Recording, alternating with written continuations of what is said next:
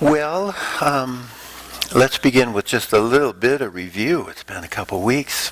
We're in a teaching series based upon this phrase right here, a life well lived. I will occasionally hear that phrase in eulogy at a funeral. It's a very striking statement in that context. And it should cause us to ponder, what about the deceased person merited that praise? It was a life well lived. Voltaire gave us this wisdom. God gave us the gift of life. It is up to us to give ourselves the gift of living well. How do we do that? Someday we want to hear our Creator say, "Well done, good and faithful servant. I gave you the gift of life, and you lived it well." Again, how do we give ourselves the gift of a life well lived? And in this series, that's what I want to do. I want to identify the beliefs and the habits and the traits that some people possess that result in a life that is significant, a life that is satisfying, and hence the pronouncement at the end of life, that was a life well lived. We're going to look for answers to that question. What is it that separates people into these two categories? A life that was wasted, and what a tragic commentary that is, a wasted life, or a life that was well lived. And there's always a continuum. We are somewhere in that continuum, a wasted life, a well-lived life. And last time we were together, we considered this term AQ. Anybody remember what that stands for? AQ is adversity quotient. AQ is the measure of an individual's ability to deal with life's adversities. It's commonly referred to as the science of resilience. The more resilient you are, the more effectively and constructively you respond to life's difficulties, the more likely the pronouncement, that was a life well lived. AQ sometimes called grit or fortitude or persistence or tenacity, but that's what we're looking at, AQ. Jesus said, in this world you will have trouble, and we can say amen to that. Yes, we will. We will have trouble. How high is your AQ score? Because it is key in determining a life well lived. I showed you this cute little cartoon. I just think it's so wise. Life is not about how fast you run or how high you climb, but how well you bounce. So how do we increase our ability to bounce? Why do some people have higher AQ scores than others? And reflecting on that, just one answer this morning, an important answer. Copious amounts of research show that socially connected individuals are better able to cope with stressful events and bounce back from adversity more effectively. There it is. Socially connected people, better able to cope with adversity. They have a higher ability to bounce back from adversity. The nature, the quality of our interpersonal connections. There's the word, connections. It's one of the most powerful predictors of both mental and physical health. Lots of research done around that, and I won't bore you with all of those studies, but people with strong social connections have been shown to have a healthier, just overall in life, lower rates of illness. They actually live longer. They have better mental health outcomes. We were created to connect. We learn that from the very opening pages of Genesis. God creates Adam and he says, it's not good for man to be alone. Adam probably thought, I'm not alone, God. Look, I'm with you. I'm this incredible world that you created, but it is not good for man to be alone. It's a statement about the nature of humankind. We are relational beings. Each one of us has been created for companionship with God and with others. Deathbed regrets. Now that seems like kind of a morbid topic, but there has been plenty of research on the topic, and the conclusions from that sort of deathbed regret research helps us live life well. For example, there was this Australian nurse named Bronnie Wayne. What a beautiful name, Bronnie Wayne. Well, she spent years caring for patients in the last 12 weeks of their life, and during that time, she recorded their dying epiphanies, put it in a blog. Eventually, it was put into a book, her observations. The book was entitled The Top 5 Regrets of the Dying. The Top 5 Regrets of the Dying. And Wayne writes of the clarity of vision that people gain at the end of their life. When questioned about any regrets for anything that they would do differently, she says common themes surfaced again and again.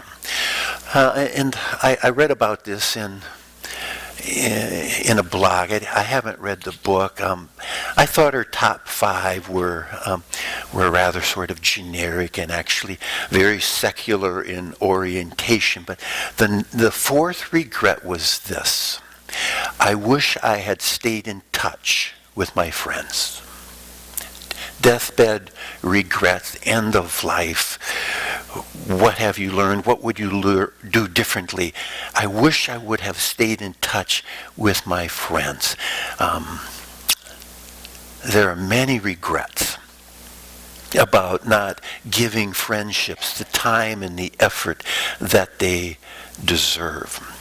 And I read that and I thought about the song, You Can't Make Old Friends. You know the song? Kenny Rogers, Dolly Parton, such a good song. Very emotional song for me. I think Kenny Rogers reminds me of my oldest brother who has passed away. But you can't make old friends. Sad song. And the song reinforces the regret of losing touch with friends.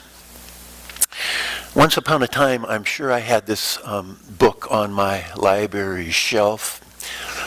Can't remember the book, but the title is fantastic. Toxic Friends, True Friends. How your friends can make or break your health, happiness, family, and career. Quite the title, but it is very, very accurate and true. Our relationships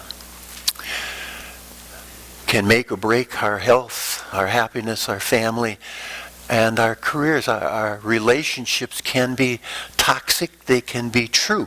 I think a lot of relationships in our current society are actually fake.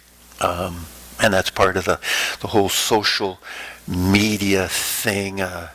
We actually live in a society that has growing disengagement. The genuine connections that play critical roles in our well-being are so lacking. And a life well lived needs friendships. Have you seen this statement before? Jim Rohn, author, motivational speakers, actually a number of years ago, but Ron would say, you are the average of the 5 people you spend the most time with.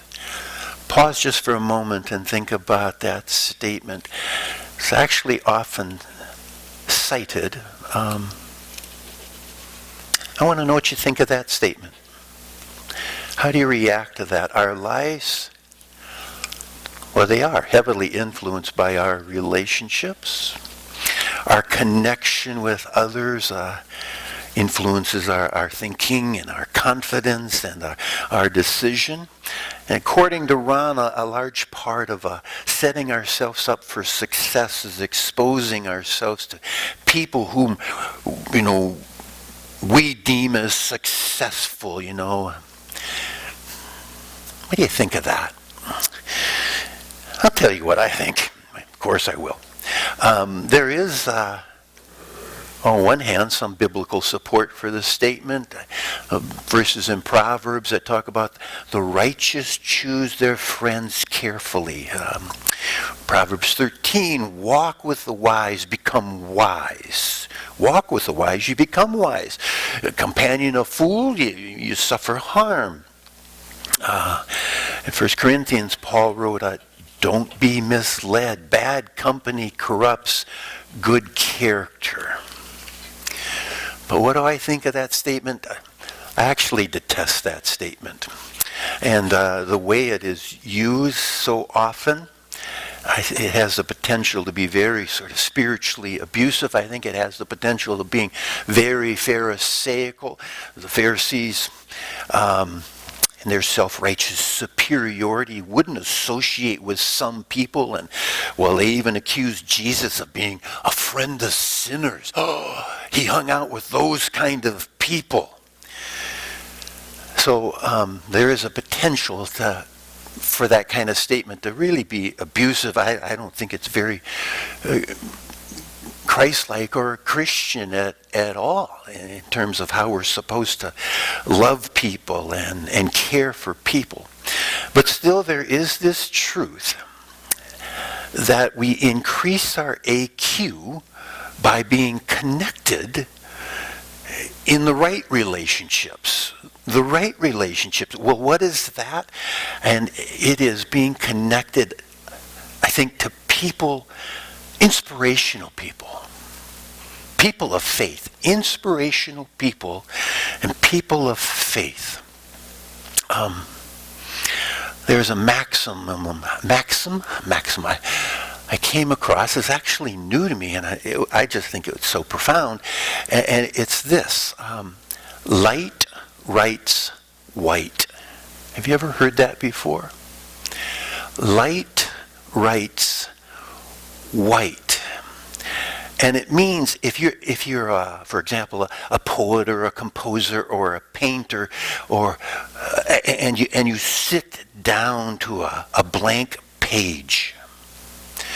If your life is all light, if all is well, you ain't really got anything to say. Light writes white. Art is born out of inner turmoil and pain and adversity that may lurk just below the surface. And the most beautiful art, the most beautiful music, I think the most beautiful people come from those who have risen above that inner turmoil. Those are the people who inspire us. Those are the people that make us better people. And we need to be connected to people like that to get through the tough times in life. We need to be connected to people like that for a life well lived. Isn't that good stuff? And you're going to say, well, give us an illustration of that, Mark. And man, do I have an illustration this morning. Matt, will you do me a favor? There is a gentleman right behind you, and you're going to assist him up here, please. Yes, the handsome one.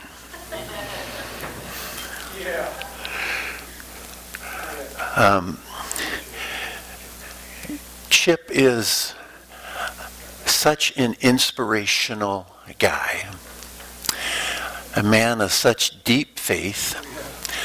Going to let him come up and just tell a little bit of his story. Okay. You are on a mic stand right in front of you. Here? There you go. Can everybody hear? Whoops. Yeah, I'm knocking this over. You watch. I gave my testimony once before, and I'm going to just touch on it a little bit more. I was into drugs and all that stuff for a long time, and ended up in prison when I was 35 years old. And I found the Lord in prison. Okay, so God, in His mercy and grace, saw me through prison, and I've got about 4 testimonies I want to bring up. His AQ thing he just said, whatever he said. I want to, kind of tell you some of my troubles that I had, some of the stumbling blocks and the road bumps and mountains that I had to go through and go over to get where I am today, walking with God. When I first got out of prison, I went to see a rehab counselor for the blind. And, throughout prison, I've been going blind. I've been going blind for, right now, 30 years. But I went to see this rehab counselor, and I told her, I said, I don't want to live in my dad's basement anymore.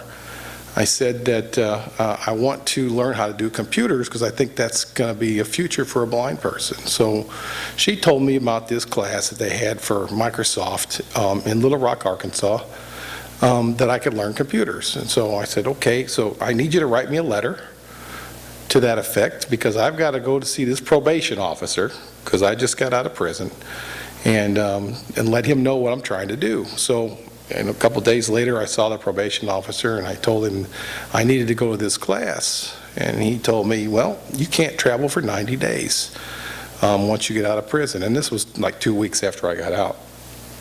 So he said, well, and I said, well, here's this letter. And I gave him this letter, and he started reading it, and he says, well, I don't think you'll be able to travel, but I'll check.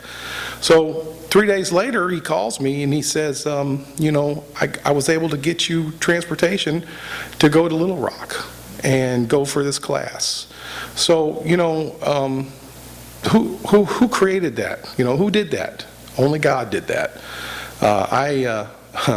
That's one hurdle that I went through to get into this class.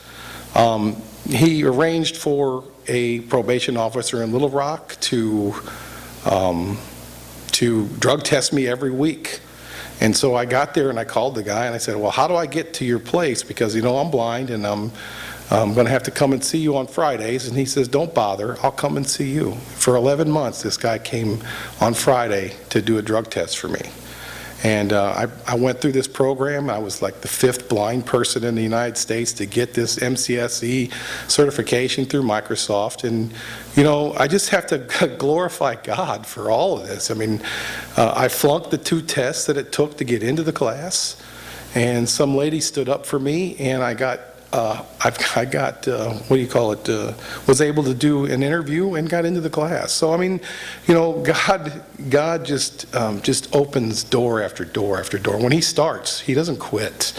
I mean, there's hundreds of things that I could tell you about those little bumps in the road or the adversity that that He puts in your path each and every single day. Not only being just with my walk with Him, but going blind as well. So that's just one. Another time, I told this person that I wanted to go back. Well, I got into the class. This blind school they had a program that hired blind adults to do customer service work for the IRS, and I went in and got an interview to get a job for the federal government. I got into the class. Some lady from Austin, Texas hired me, and it was contingent on me graduating the class. Well, it was for a collections class, and I was 9 days before I graduated, and I got an email saying, I regret to inform you, or we regret to inform you, that we have to withdraw our commitment to hire you because you were a felon. So I'm sitting there, and I thought, well, God, what am I going to do now? And I called the man who got me into the program, and he ended up talking to his director, and she told him to give him a spot somewhere. And so he gave me a spot in a whole different venue of what I was taught, the class that I was in. So I ran with it and was successful with it. That's just another mountain that I had to climb because of the felony, but God is so good, guys. Yeah, it's amazing. So throughout all this time, I got these verses that I hung on to, this one verse that just kept me focused on everything. It's Proverbs 3, 4, and 5. No, 5 and 6. It says, trust in the Lord with all your heart, and lean not on your own understanding. In all things, acknowledge him, and he will make your path straight. So, throughout these things that I'm going through, I just kept focusing on God to help me get through all this. I mean, these are just milestone things that I'm talking about right now. And I'm not even bringing up all the little stuff that, that God does, where he opens a door for an apartment complex, or he opens a door for a ride, or, whatever it takes, I told this person that I wanted to come back to that blind school and I wanted to teach what I did, my job. And he told me, well, just, see how you do on the job. And 4.5 years later, I got a call that said, apply for this job, and I did. And I ended up going back to Little Rock to teach the blind how to do my job, which was, a huge blessing, because, something that I really looked forward to. Well, I met my wife there. She was one of my students. Don't say nothing. And so she got a job in Indianapolis, so I had to find a way to Indianapolis. So I put in for a help desk job, and I knew I'd get close if I got the job. Well, I got a call about a month later, and 2 ladies were giving me an interview. And they interviewed me, and I did my best. And, I said, okay, so is this the help desk job I applied for? They said, no. They said, no, this is for a Unix Linux server job. And I'm thinking, okay, what's Unix and Linux? I had no clue what they were talking about. I've heard of them, but I didn't know one thing about Unix or Linux. So I got the job, but how did I do that? It's just another thing from God. Just glorify the Lord constantly. Rely on him, trust in him, and he will make your path straight no matter what you do. Then I got one more thing. I went blind. Well, I was going blind all this time, but I lived using a screen reading software called Zoom Text, which is a magnification software. So I was able to look, point, and click like everybody else, on the computer screen. And all of a sudden, I stopped seeing my screen. I stopped seeing, my Outlook and my email. I couldn't read it anymore. It didn't matter if I blew it up, bigger magnification, that part didn't matter, because that wasn't what I was losing. I was losing all of the sight. So just like today, I can see lights up here, but that's all I can see is a fog maybe. So I was kind of concerned about, what I was going to do with my job, and I kept praying about it, and I kept focusing on trying to get the job done using another software called JAWS, which is a screen reading software, and it kind of worked for me, but it wasn't the best. And the lady that, the manager that I used to have, she was like a branch chief. Two managers above me, 3 managers above me, and she was in the same office as I was. And I dropped in her office and told her, I'm losing my sight, and she says, well, see what you can do. And I saw her a couple months later and told her the same thing. She said, well, okay, do you think you could do an analyst job? I said, what's that? I mean, do I have to do spreadsheets? And she said, yeah. I said, do they have to look pretty? She said, I don't care if they're pretty as long as it's got the information in it. So, I said, well, I'll try it. So I did a detail for a year as a management program analyst for this lady in a different department. Still in IT, but a different department. And I picked it up and ran with it. And a year later, I got a promotion and hired back in as a permanent employee. And I just tell you, right now that, 19 years with the government, God has just he's just been there all the way. Okay, so, no matter what happens in your life, remember that verse. Trust in Him. Rely on Him. Everything. Every time you wake up, say thank you, Lord. Every time I wake up, I say thank you, Lord. During the day, I say thank you, Lord. It's just, I've been blessed. I've been blessed with, the love of God. And, that's what we need. We need to focus on the Lord each and every day and thank Him for all He does for us. Thanks, guys. I'm done.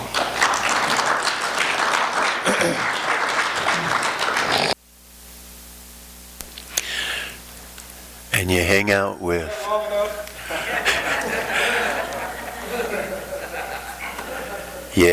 with guys like that, who have a God like that, and your AQ goes up. Thanks, Chip. Thank you. I'm aware, however, that a discussion like this, about connection, about having friendships is really painful for some of you. Our society is not very conducive to friendship. It really is not. And many of us, if we were honest, would admit we don't have those connections.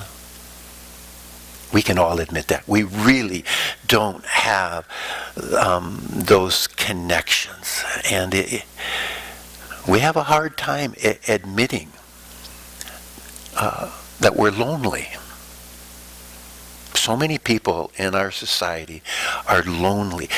Admitting you're lonely it feels a bit like admitting that you're a loser. That's hard. It's kind of like admitting I'm the kid in the cafeteria that no one will sit next to. And we all know how unhealthy that is in how we develop in life. Our society's gotten pretty good at destigmatizing mental health pieces like depression. People are comfortable with saying they're depressed, but we're not very comfortable saying I'm lonely, I don't have that connection in my life. Again, I don't want to be the kid in the cafeteria who sits all alone. And so as hard as that is, the challenge is, hey, Hope Community, what an awesome little church we are. You don't have to pretend here. You can build good friends here. But when you're really struggling, we always come back to this. Jesus was a friend of sinners. That's you, that's me, sinner. And yet he is our friend. That was meant to be a disparaging comment. He's a friend of sinners. To us, it's the most wonderful comment there is. He's a friend of sinners. And when the whole world feels like it may be walking away from us, we got a God who has His arms wide open and wants to embrace us. He's the God who stays. And if I just can't do a better setup than that, Jennifer. He's the God who stays. Listen to this song.